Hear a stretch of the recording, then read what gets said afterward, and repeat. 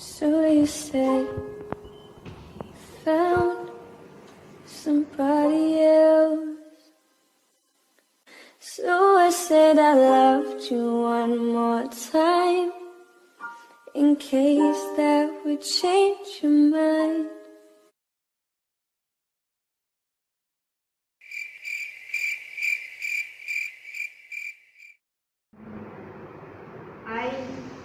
I don't understand what we have been taught earlier.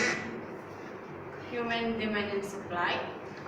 Yeah, demand and supply. I got lost when the miss explained the theme.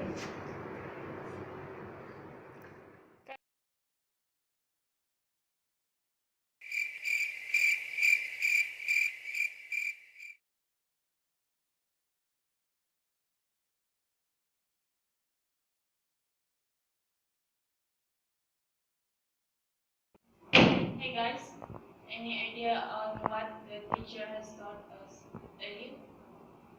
Teacher.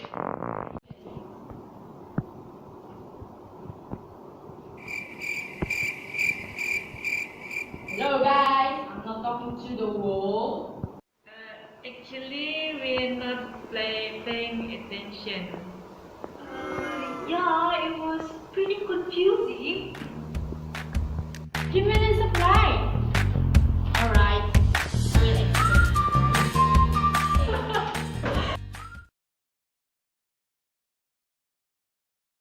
explain. Let's talk laws.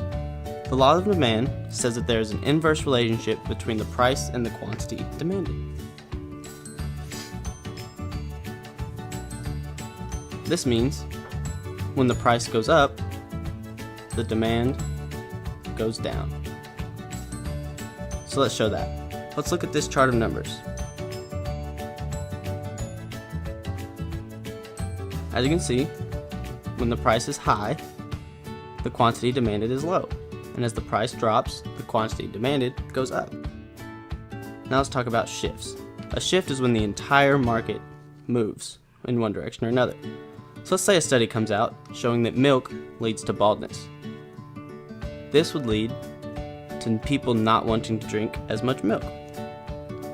This would cause the demand curve to shift inwards. Now let's say that a new study comes out that says that kids who drink milk do better in school. This would mean more parents will buy milk, which will cause the demand to shift outwards. Now let's talk about another way that shifts work: complements and substitutes. Complements are something that go well together, like Oreos and milk.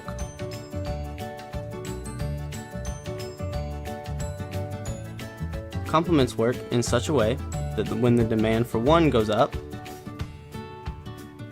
so does the demand for the other. You can show it in a graph just like this. When the demand shifts out for one, it shifts out for another. Substitutes work the exact opposite. Substitutes do not get along. You can't have one without the other. Therefore, when the demand for almond milk shifts out, the demand for regular milk shifts in.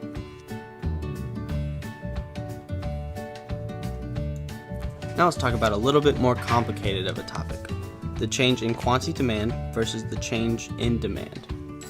Drawn here are 3 points, A, B, and C. Between A and B, we have a change in demand. This is when the entire demand curve shifts out. Price stays the same, demand increases. Between A and C, we have a change in quantity demanded. This is when the price changes and the demand shifts along the demand curve. What about supply? Now let's talk about supply. The law of supply says that there is a direct relationship between the price and quantity supplied. This means that when the price goes up, the quantity supplied will also go up. So for example, in dairy farmers, when the price goes up for milk, this creates incentive for these dairy farmers to produce more milk. There are also shifters on the supply curve. One of the most common shifters is the price of resources. For example, when the price of dairy cows goes up, this shifts the supply curve in, and when the price of dairy cows goes down, this shifts the supply curve outwards. I heard market equilibrium just now? Yes, I'm going to explain market equilibrium now. The equilibrium is where the price demanded exactly meets the quantity supplied. But the market isn't always in equilibrium. This is called disequilibrium. What is surplus and shortage? Producers want to produce, but the consumers don't want to buy. This is called a surplus. It can also happen when the price is too low. Consumers want to buy, but producers don't want to produce. This is called a shortage. With no government interaction, these will always fix themselves.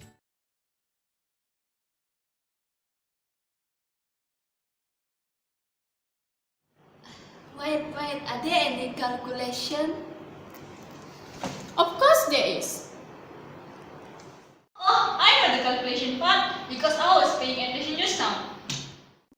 If it's about calculations, only will be tensions no matter when what is doing.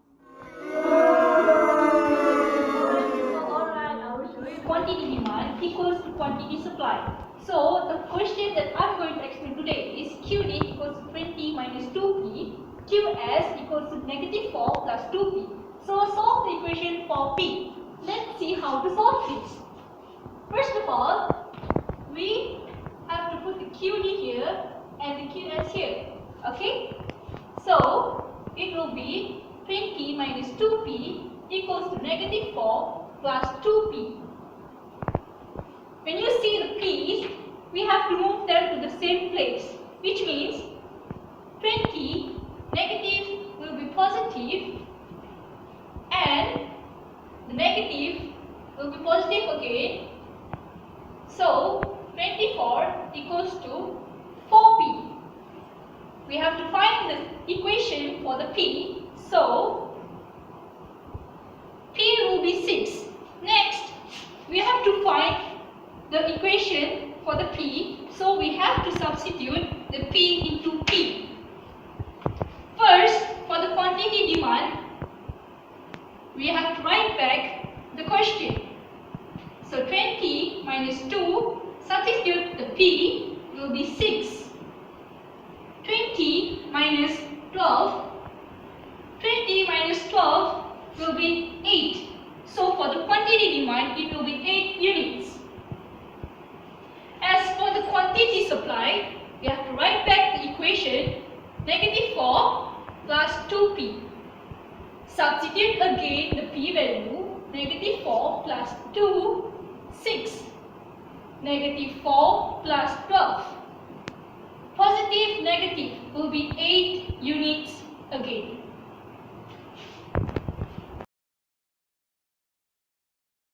Oh, easy peasy, piece of cake. Oh, only that. Easy. No, Susie? Yes.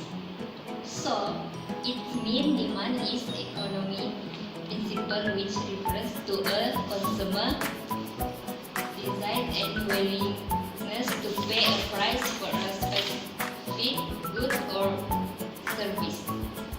As the price of good or service increase, the demand will decrease and vice versa.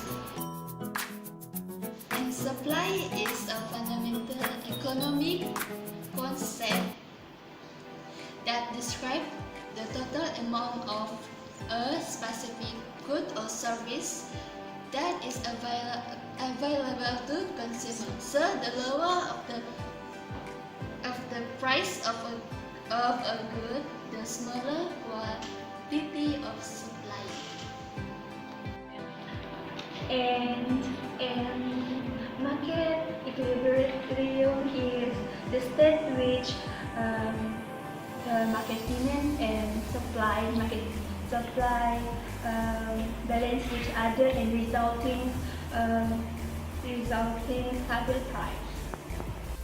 Mark at the given price, the excess of the quantity supplied over the demand is called the excess price.